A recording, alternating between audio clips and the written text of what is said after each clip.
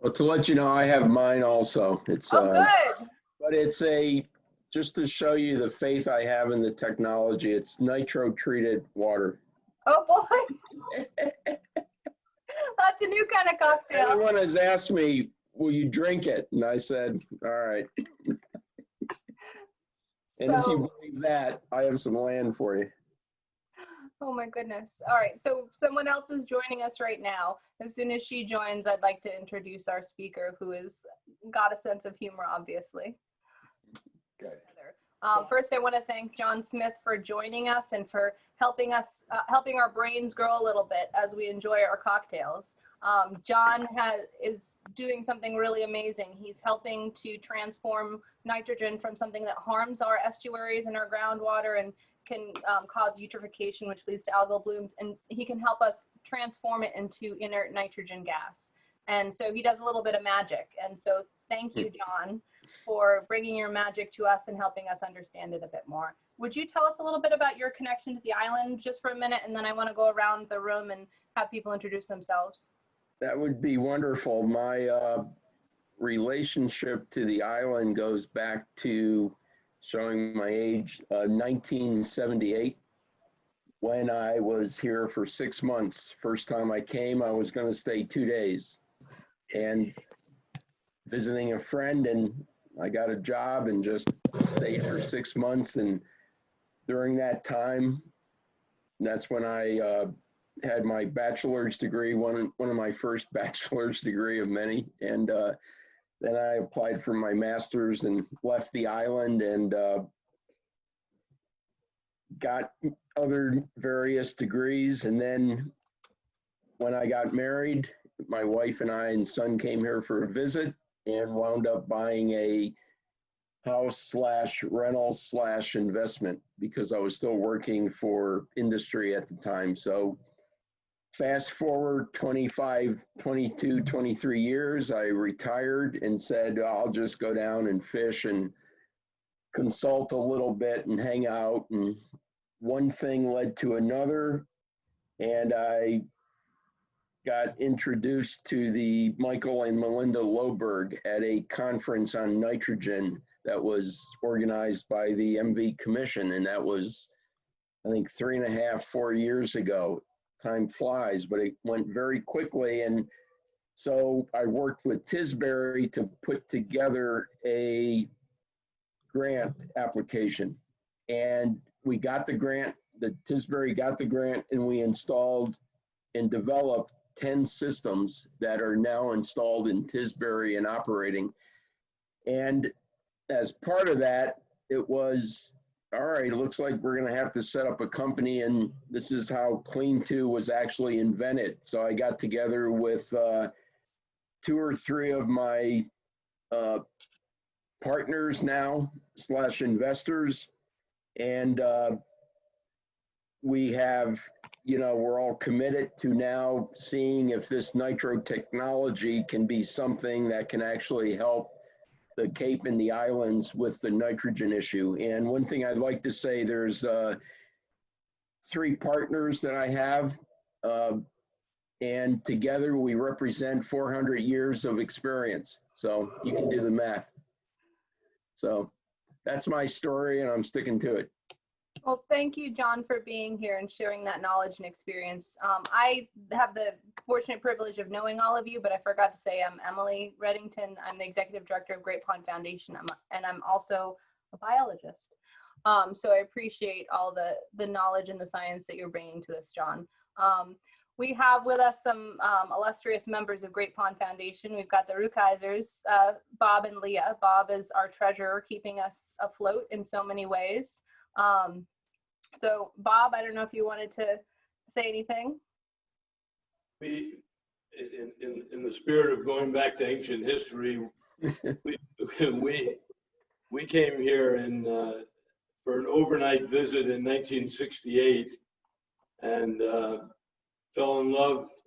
We were young and foolish, and we've been coming up ever since.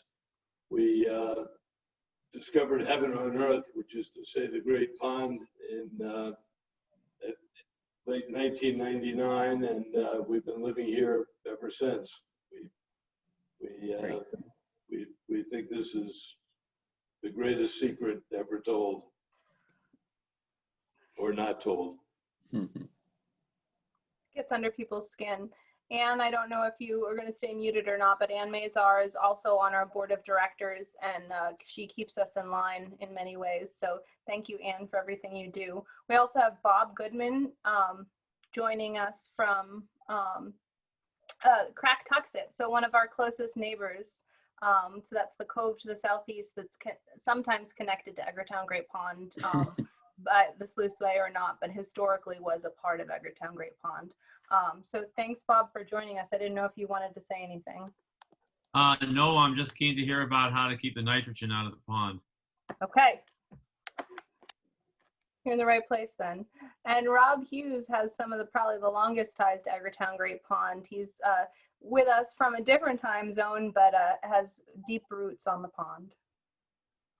I think my first visit to the pond was in my mother's belly, and that would have been about 1950. I do have something quickly to share, if I may, and course. that is,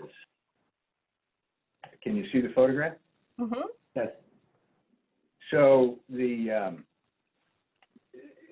is, of course, Cracktuxet, and the Wallace-built sluiceway had not yet been constructed here, I don't think.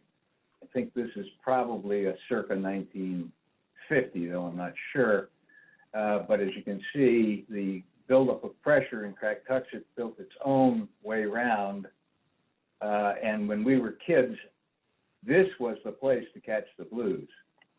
Right here, you could just dip a net, pick them up, and fill a bucket pretty quickly. And we were cautioned excessively by Michael Wilde about not taking the pregnant ones, the rabid moms, females. the females. So anyway, fond memories from, if you will, way back when. I guess one of my other favorite memories is rescuing the Rookhouses when they lost a halyard. I keep ribbing you about that, Bob, but I just I can't help it. I'd still be floating in the pond were it not for you. Fortunately, there are friends all thank you. around. Give my best to Michael Shallot. I hope to connect with him sometime. But just you, Emily, and the leadership of the pond are just doing fabulous things. And just give Mike a poke and say, he may not think of it this way, but one of the best things that ever happened to him was riding on a plane to Los Angeles with me and being told, I haven't seen the property, but it doesn't matter. You should buy it, and buy it now. He's told us that story. That was good advice. There you have it. All right. And we have one more person joining us, who's Julie Pringle, who's freshly off the beach with me. She was helping me wrangle people under 8 years old on the beach and influencing the next generation of conservationists who are going to care about putting carbon in the atmosphere and how eelgrass can help take it out. So Julie, we were just going around and introducing ourselves. I don't know if you want to say hi. I explained we're fresh off the beach. You're on mute. Hi. Yeah, sorry, I literally just got back from the beach. I'm Julie. I am the scientific program manager, something like that, for Great Pond Foundation, and I run all the water quality analyses. And yeah, I'm excited to be here and here to talk.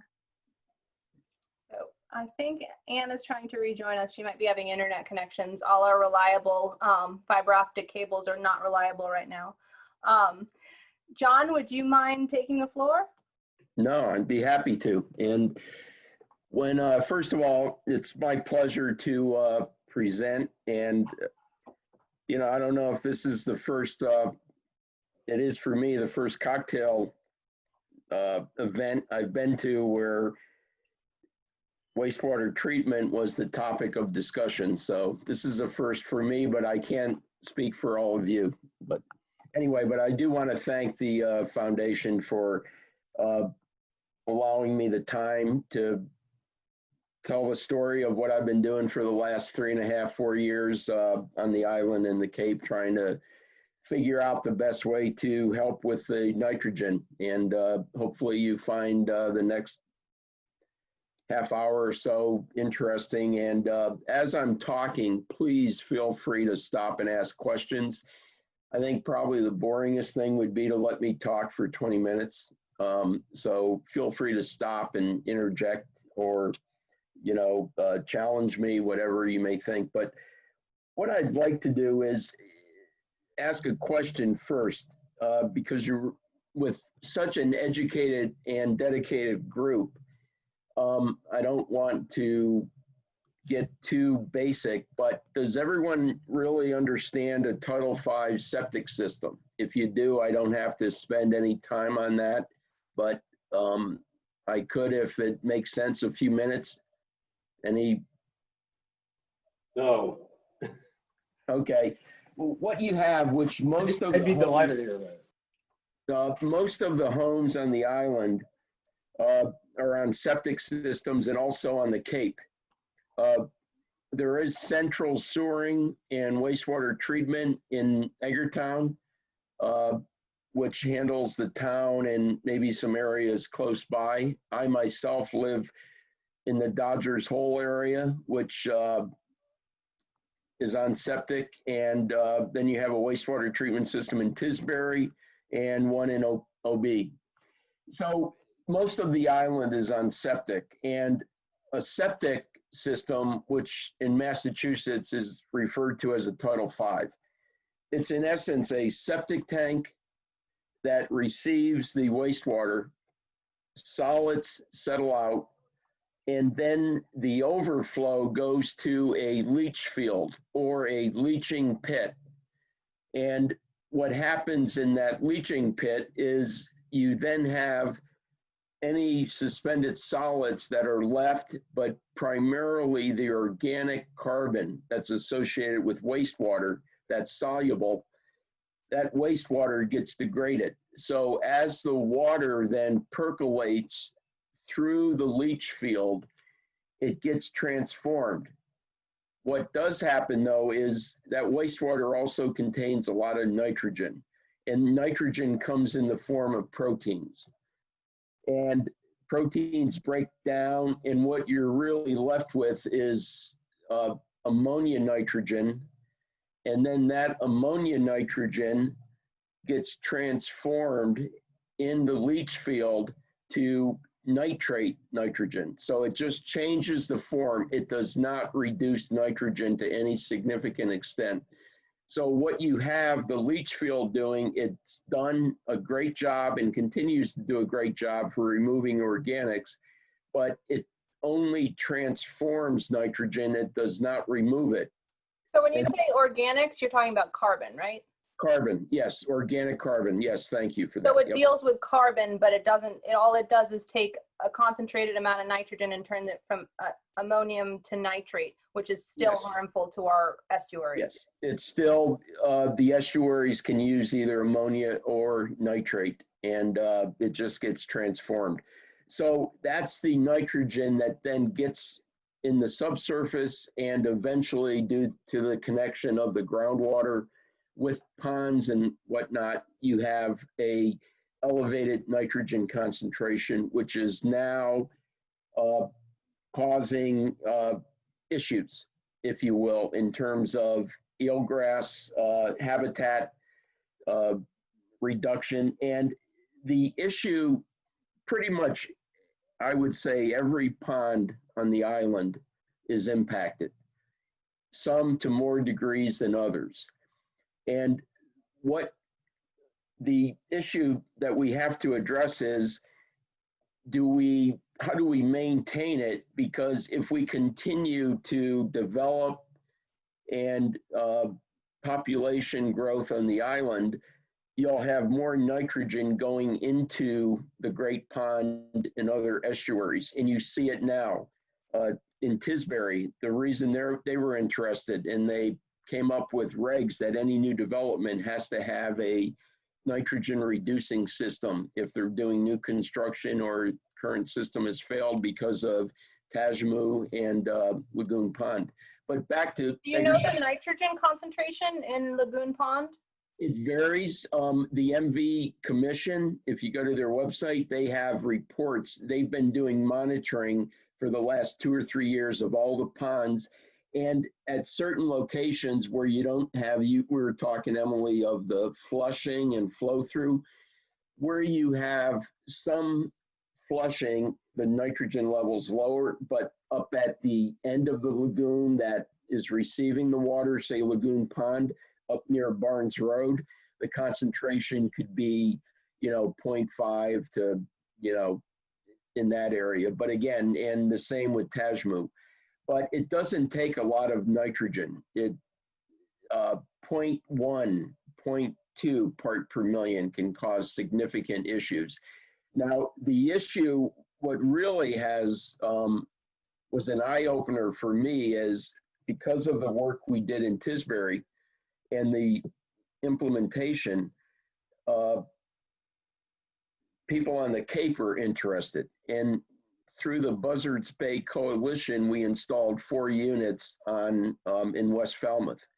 And now I'm working with the Barnstable Clean Water Coalition, where they're looking with working with EPA and the USGS, where they want next year to install somewhere between 20 and 30 nitro units in this one location called Schubel Pond. And when I've been visiting the various ponds, it's pretty frightening because these ponds have nitrogen levels in the part per million.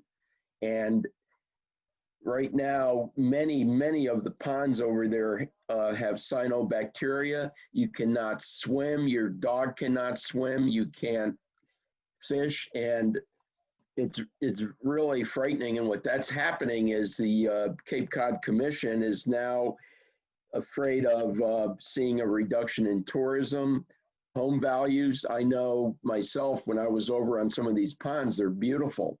And I'm thinking, would I really buy a house here unless I knew something was happening? And to show you the cost of how do we address nitrogen, the issue of nitrogen and the impact on the ponds, yes, some of it comes from fertilizer runoff, and that's being addressed. And I think next week, Emily's arranged for a talk on nitrogen reduction using sustainable practices, if that's the right word, in terms of nitrogen application. And the golf course is right across the street from me. So what I'm amazed at is even when I go there in January, walk with my dog, the grass is very, very green. And so I'm sure it's wonderful that they're able to fertilize and do it in a way that protects the Edgartown Great Pond. So where we are is we could do 2 things to address this nitrogen issue. One is we could shut the ferries down to stop nitrogen from coming over, because nitrogen comes in the food, or stop all the Stop and Shop trucks from coming over. I don't think that's sustainable. Also, we could have no more development and see how that plays out. But at the end of the day, Title V septic systems, which are a settling tank and a leach field, they do work, but we've exceeded the assimilative capacity of the island. Can you break that sentence down a little? Exceeded the assimilated capacity of the island. What does that mean? Thank you for that. Sometimes I get on a roll, and especially with this nitro wastewater, it kind of goes right to my head. So anyway. That's his nitro cleaned wastewater that's in his cocktail, for clarification. Yeah. But anyway, no, assimilative means that, and we were all reminiscing of the good old days, and population wasn't what it is now. The development wasn't what it is now. And you can't stop development. The population, we have to be smarter moving forward. But back in even the 70s, when you put in a Title V, there weren't that many Title V systems installed, so that as it leached into the ground, it would mix with the groundwater and it would be, in essence, diluted. If you've always heard I used to hear as I started working in the environmental field, I would have plant managers. So dilution is the solution to pollution. When we started out, we used to put wastewater into rivers and lakes.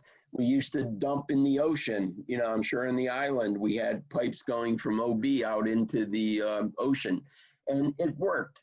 Earth has a cleaning mechanism, but when you exceed the capacity of the natural environment to handle the water and wastewater, then you have to interject man-made approaches.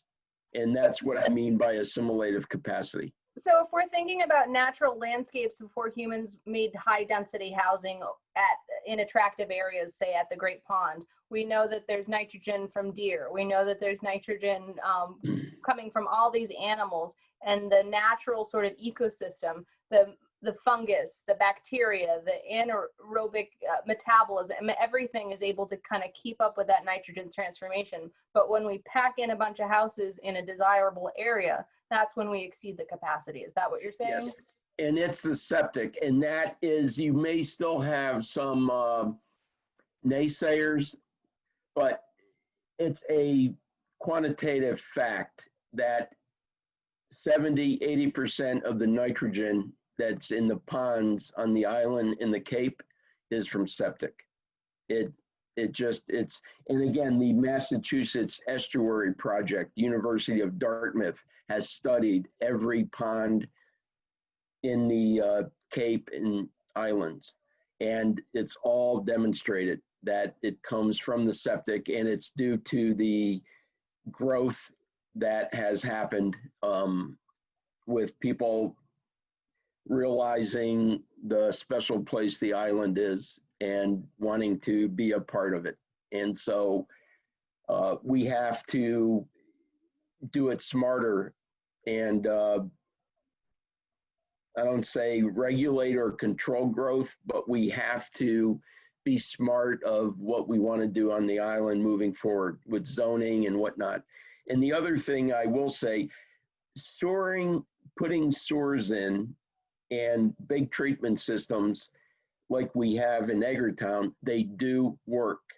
And I've been told by various people that one of the reasons the Edgartown Great Pond is now seeing reduction of nitrogen is because the wastewater treatment system is collecting and treating a large part of the wastewater that beforehand used to go to the Great Pond, and it's removing nitrogen.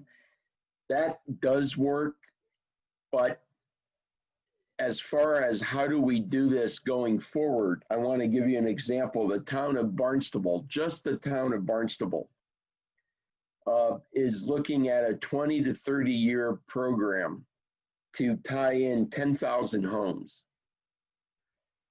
with sewering and 1 or 2, 3 treatment systems. And that cost would be $1 billion. And that's the estimate, which means by the time it's all said and done over 20, 30 years could be $2 billion. But let's say it's $1 billion. That means for every home of the 10,000 homes that get connected to a sewer would be somewhere about, say, 90,000 per home. An IA system, be it a nitro or other systems that reduce nitrogen associated with septic tanks and septic systems, individual home septic systems, can range anywhere from $20,000 to $35,000. So you're looking, even though it's still a significant investment, if you want to put in sewers and treatment systems, the cost delta is, 60, 70% cost reduction. How long do they last? The central or the septic systems? The IA systems say nitro. The IA systems we've designed. IA means innovative alternative for those who Yes, don't know yes. IA. Yep. So a septic system can last anywhere from 30 to 50 years. The IA system, the nitro one, we designed it to last just as long. And as when I get into talking a little bit more about the nitro supplement, I call it the nitro supplement because I'm not changing the septic system. I'm only adding a supplemental tank aimed at nitrogen reduction. And I'll talk about that a little bit more. As far as the other IA systems, how long they last, I cannot speak to that. Did I answer your question? I feel I avoided it, but okay. Any questions from anyone else? Or maybe you're on your third cocktail after hearing my mono voice so long. All right. Water. Okay, good. So I'm not familiar with the nitro unit is something that you're a part of I will commercially. get into that right now. Yep. Okay, I and then wanted just to- quickly, Sure. so we used to track build out as a percentage of turf on the island, right? In other words, and conservation. Oh God, one of your board members has been purchasing property with getting property out of development and keeping it undeveloped, right? So I'm just curious, do we know what percentage build out we are, where we stand currently on the island of developable land? I do not know that, but The commission's website and Vineyard Conservation Society both have good stats on that. I can't quote it, but there's definitely, they differentiate between conserved land and possible developable land, and the island plan, I think, has some thoughts on that. Okay, anyway, just that I knew that Brandon was very much part of thinking that way, and so, okay, thanks. That's great, continue. okay. So what is a nitro supplemental tank? So if you can picture a 1,500 gallon concrete septic tank that's made at Good Hills and a leach field, then what a nitro tank is, we use the same materials of construction in a nitro tank as you would for a septic system. So it's not exotic in terms of bringing plastic in and, plastic tanks rather. What we do is within that additional tank that goes in between the septic tank and the leach field, we install a 1,500 gallon or 2,000 gallon, depending on the how many bedrooms we're servicing, concrete tank. And inside that septic tank, nitro tank rather, that inside that concrete nitro tank, we have two chambers. As the water comes from the septic tank, solids have settled, it goes into an aerated chamber where we also have limestone and plastic media for the bacteria to grow on. And we have air tubes underneath, 3 or 4 air tubes underneath the aeration chamber. So as the wastewater, which contains organic carbon and ammonia, goes into that chamber in the presence of bacteria and oxygen from the air that we add through a small air pump. It's not a blower, not a compressor. It's a very small air pump, 120 watts. So think of a 120 watt light bulb that bubbles air like you have in a fish tank up through that chamber. the bacteria then degrade the organic carbon to CO2, and the ammonia gets transferred to ammonia to nitrate nitrogen. After that aeration chamber, water continues to flow by gravity laterally into a bed of wood chips. That bed of wood chips provides organics for another type of bacteria to take the organic carbon from the wood plus the nitrate and transform it to nitrogen gas. And that nitrogen gas then vents out through the same vent system that you would have for your septic tank. And then from there, at the end of the nitro tank, after the wood chips, it goes back into your leach field. And it's a very good water quality at that point.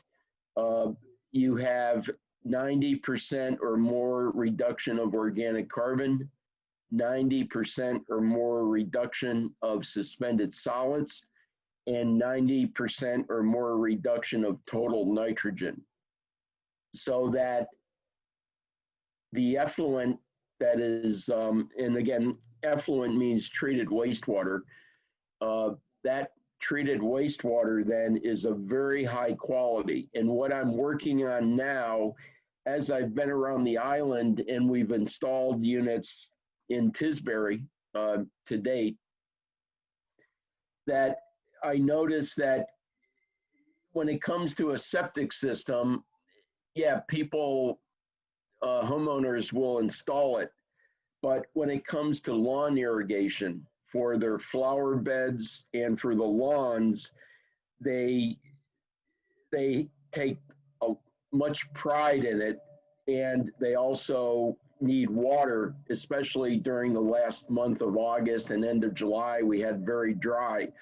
So really what I see as the future vision is this water is treated to such a degree that it can also be used to keep lawn irrigation as well as flower beds. I don't want to say edible plants because you get into too many issues with lawyers, and we're a litigious society. And if someone gets sick, I grew my tomatoes using treated, so I'd rather avoid that. But at some point, you could also do that as well. So one of the things that we're looking at is how can we reduce, because we want to reduce the cost of a septic system. Could I stop you for a minute and review so we Absolutely. make sure we understand what you're saying? You're Yep. saying your system hooks onto existing Title V, kind of between the main tank and the leach field. And Yep. what it does is it has two chambers that cultivates two different types of bacteria. One that gets nitrogen transformed one way, and the one that eventually gets it to nitrogen gas. And once you have nitrogen gas, you've got most of it going to the atmosphere, and the atmosphere is made of a lot of nitrogen gas. That's not a big deal. 78%. And you've Yes. got 90% of your nitrogen that would have been going into the groundwater gone.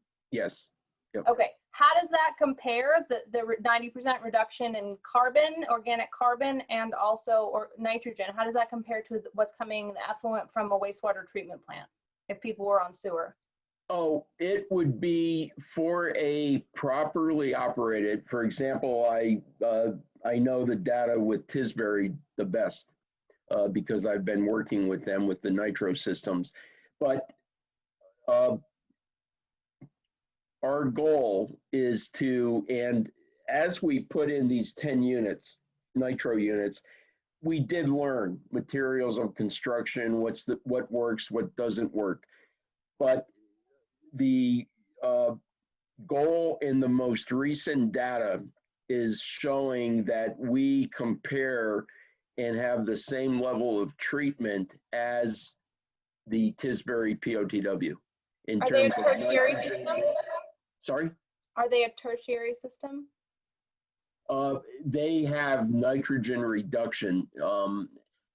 They do it in a manner that their system, the way it's set up, they do add supplemental organics, but they do achieve good nitrogen removal, say in the 90% range. Okay. One thing I'll also say that really was an eye opener for me. Well, first of all, did I answer your question? Okay, sorry. And if you look at the total nitrogen concentration that comes into Tisbury, it say averages 45, 50 parts per million, milligrams per liter nitrogen. When we've tested what comes out of an individual home, we're averaging 80 milligrams per liter. And some homes, I've seen total nitrogen numbers as high as 200 milligrams per liter. The reason is we're a fishing community, and fish contain high protein. Oysters, shellfish, they all contain high protein. So that's why, you know, in the one home in Tisbury that I was measuring 200 milligrams per liter, I think the person lived on shellfish out of Tajmu and deer he shot on his land. So that's all he ate. So he had high protein, which breaks down to ammonia. So where does that leave us? So if you put in a nitro system or any IA system, but let's focus on nitro. So what we have is a technology that is, I would call it island grown. The other thing we want to do is we use local materials and labor. We do not, the tanks, that's why we're designing our system so we can use Goodale tanks, Goodale Construction on Eggertown, Tisbury Road. And we actually, that's where we fabricate our nitro tanks down in Goodale's pit area, down in the back.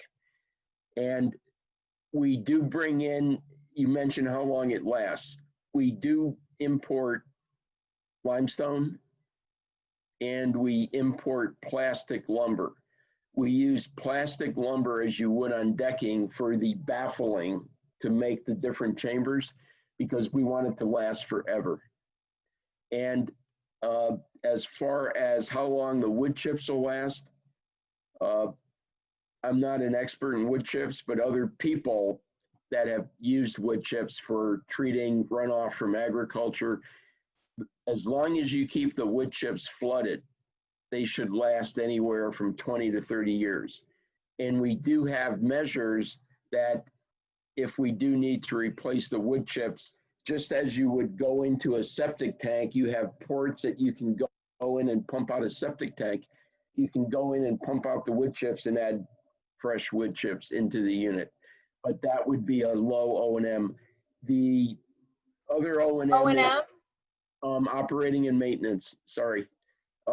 So we've really tried, our design focus has been simplicity. Simplicity of construction, using construction materials that are readily available, that if you can install a Title V septic system, you can install nitro. And then simplicity of installation. Same thing, it comes in a tank, the tank goes in between the septic tank and the leach field. So it's another tank, concrete tank with a top. And then simplicity of operation. This is the biggest. We really, homeowners do not want a chemical plant in their backyard or something that's noisy and smells. So we've designed it to keep the operation and maintenance as low as possible. And knock on wood, so far the units are operating with very little complaints. And right now on the island, we've installed 14 nitro systems. And on the Cape, we've installed 4. So to date, we've installed 18 nitro systems.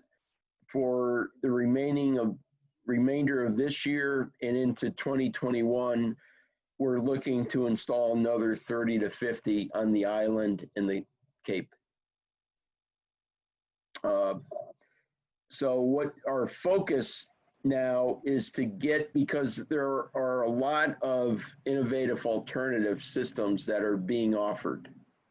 There's numerous ones. I don't want to attest to how well they work, how well they don't work, but one of the reasons that Barnstable Clean Water Coalition wants to install 20 to 30 nitro tanks only and not other tanks, they did a complete evaluation of all the other systems and they liked the nitro tank the best. That's all I'll say. If you want to know more of why they like the nitro tank, I'll let them speak to it. I'm not that great a salesperson, so I'm not going to sit here and say, but they do want to go with the nitro because of what they see in terms of simplicity, the fact it can go into an existing system. Some of the other technologies you have to start fresh, and that increases the cost. How long does it take to install a nitro system? It can be done, the fabrication is done at Goodale's. It can be installed in 2 days.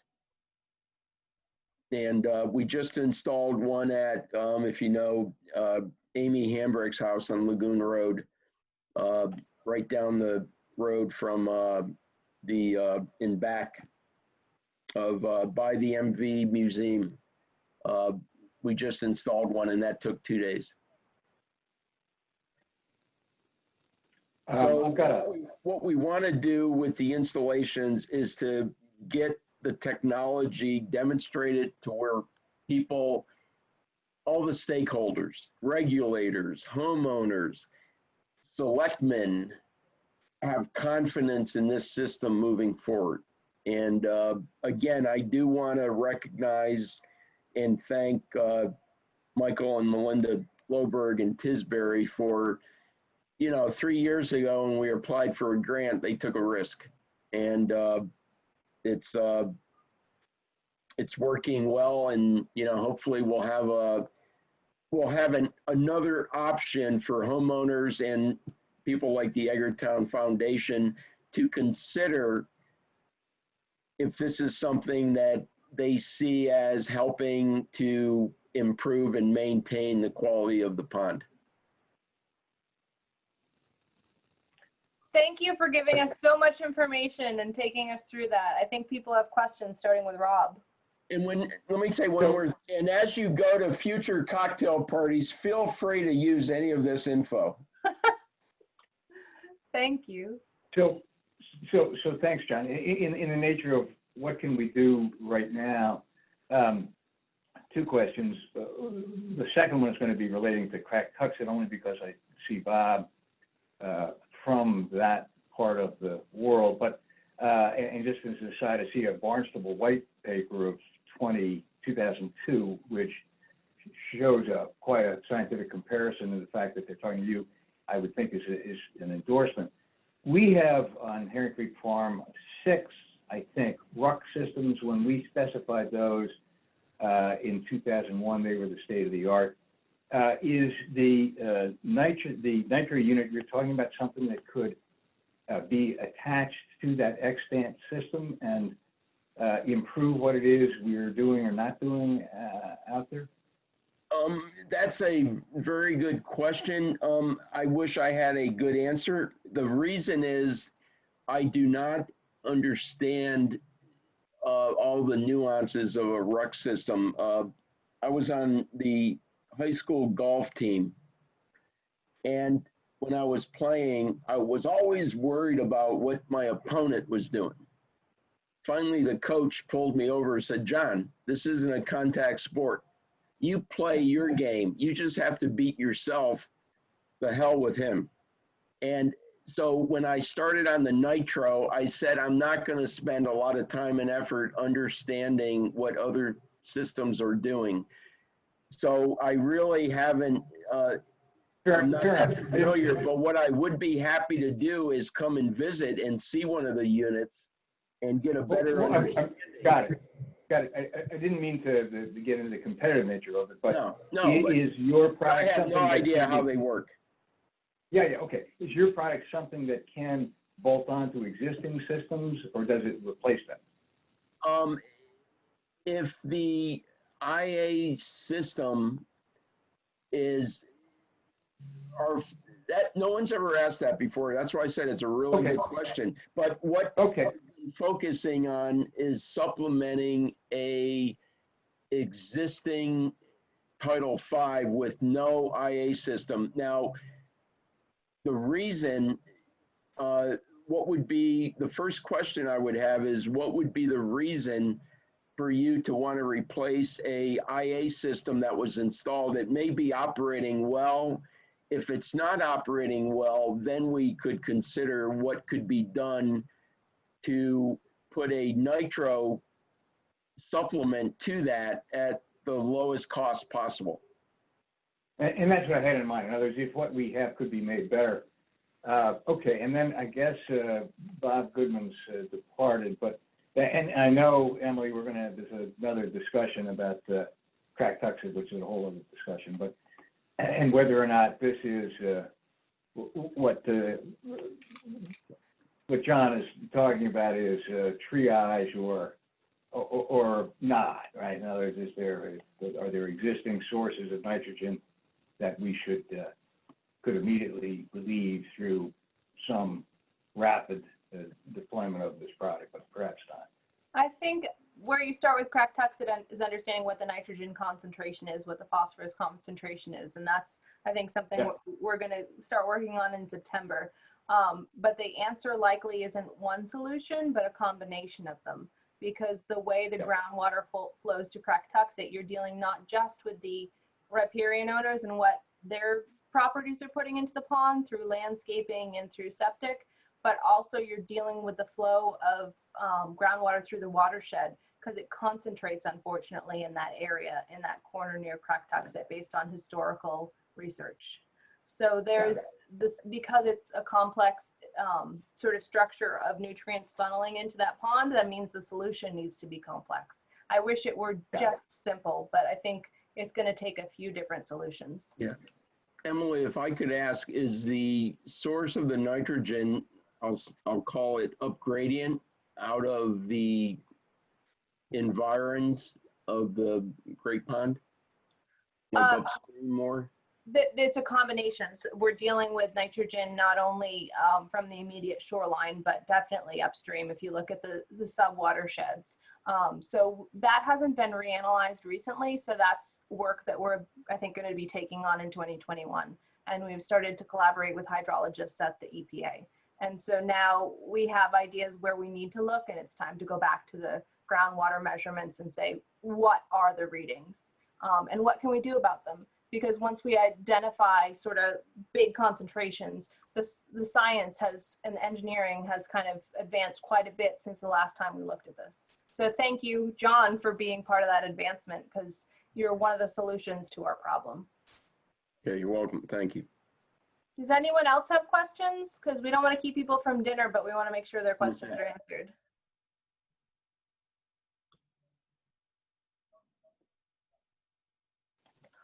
Well, if there aren't questions, then I think John did an amazing job. Thank you all for joining us for this second Cocktails and Conversations. I learned a lot, and I am really grateful for your time, John.